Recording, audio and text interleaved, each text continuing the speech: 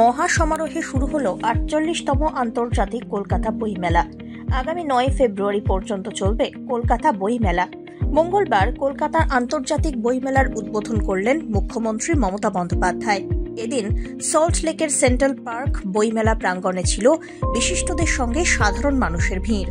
উদ্বোধনের সময় থেকেই নজর কেড়েছে এবারের বইমেলা।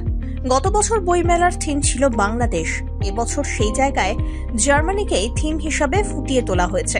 তবে উল্লেখযোগ্য বিষয় এই যে বর্তমানে বাংলাদেশে দেখা গিয়েছে একের পর এক ভারত বিরোধী কার্যকলাপ, এমনই অভিযোগ উঠেছে। আর সেই কারণেই এবছর কলকাতা বইমেলা থেকে ব্রাত্য বাংলাদেশ। ঘণ্টা বাজিয়ে এদিন মুখ্যমন্ত্রীর হাতে শুভ সূচনা হল বইপ্রেমীদের এই মহোৎসবের।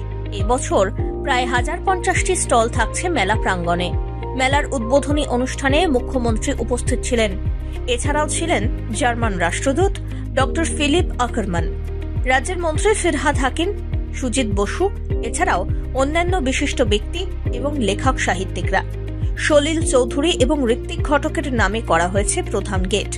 মুখ্যমন্ত্রী এদিন ঘুরে দেখেন মেলা প্রাঙ্গণ। কলকাতা পুলিশের স্টল সহ বেশ কিছু স্টলও ঘুরে দেখেন মমতা। সকলকে শুভেচ্ছা জানিয়ে এই দিনের মেলার উদ্বোধন করলেন Mamata Bandyopadhyay.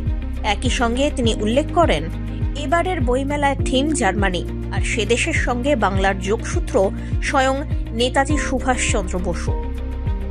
Our great hero of this son of this soil and our great hero Netaji Subhash Chandra Bose had a deep connection with Germany, and his daughter also staying there, Anita.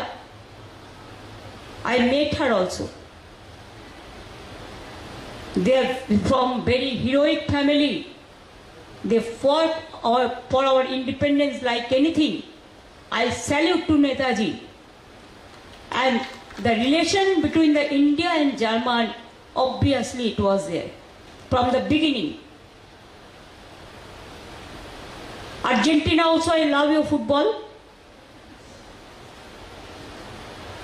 Sometimes, when I started coloring now road, especially the streets, blue and white, I thought only that sky has no limitation.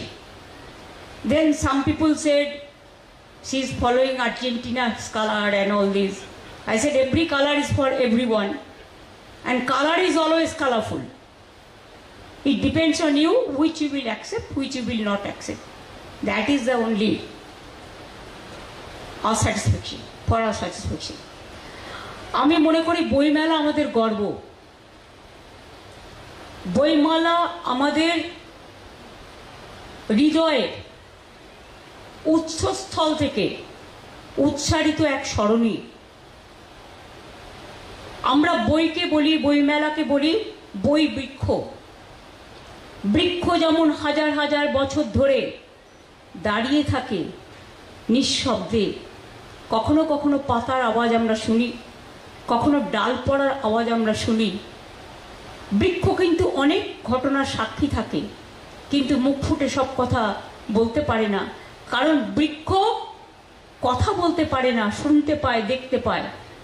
আর বই কিন্তু কথা বলে, বই কিন্তু দেখতে পায়।